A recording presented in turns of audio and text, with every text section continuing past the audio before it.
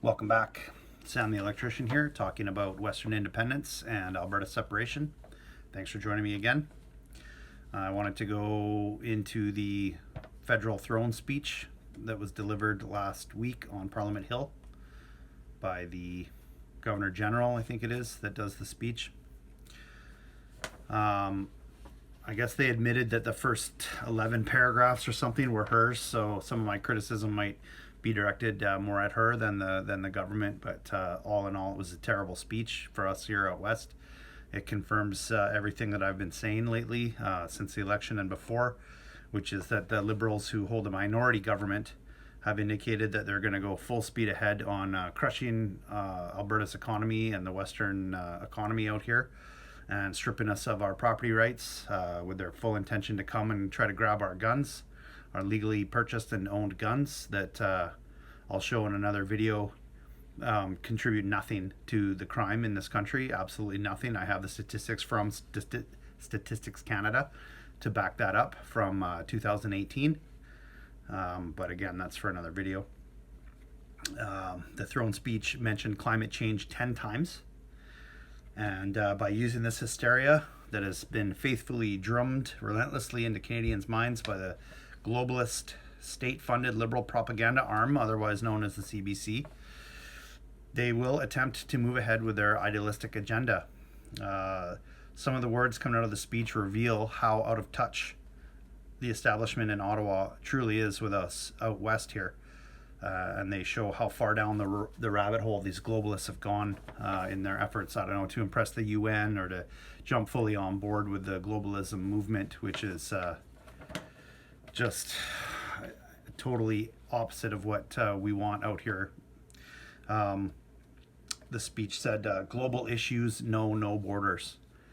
Well, that's nice and all as an ideal, but like Canadians have very specific issues that we need to solve. Unity being one of them, and the economy being number two, or vice versa.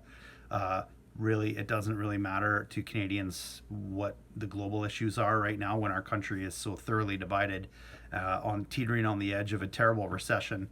20.8% of all Albertan men under the age of 30 are unemployed.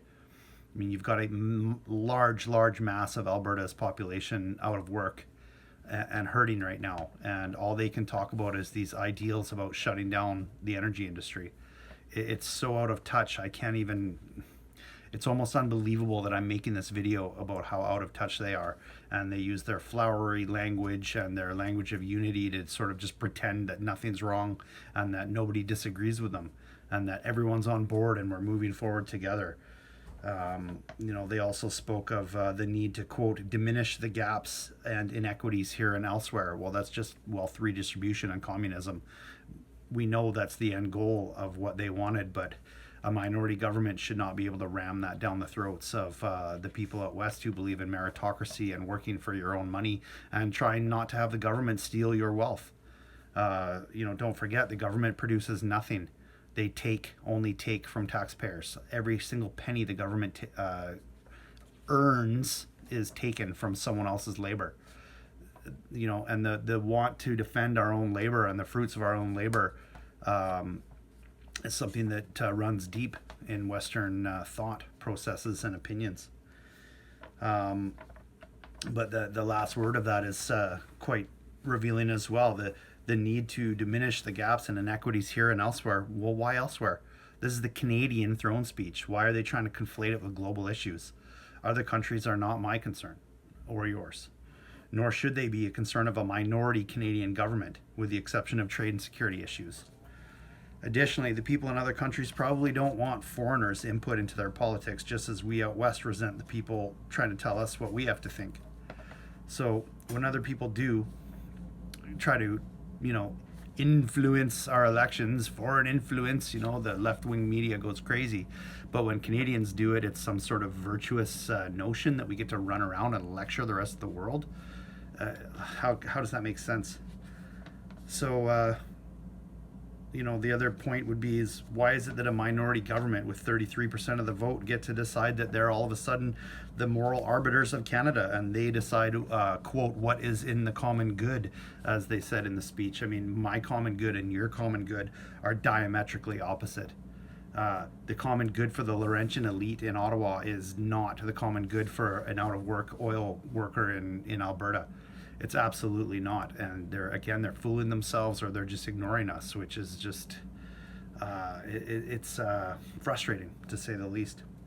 They've declared that their flawed ideology is the only correct one for the whole nation, and for the world for that matter.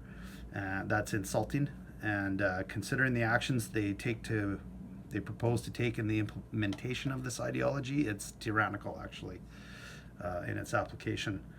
They don't speak for me. They don't speak for anyone I know. They don't speak for my family. They don't speak for Alberta. They don't speak for Saskatchewan. They don't speak for large parts of BC or Manitoba or Yukon or Northwest Territories for that matter. So, it's just ridiculous that they think that they can just sort of waltz in with flowery language and move forward to ram their ideology down our throat. I mean, this couldn't be further from what Alberta and Saskatchewan and large parts of the West wants or needs. So, as I've been saying throughout all my video, it's time to get out. So get out there, support Wexit in its latest goal to form a provincial party, and we'll seize power through provincial politics. And together we'll move step by step towards freedom. Take it easy.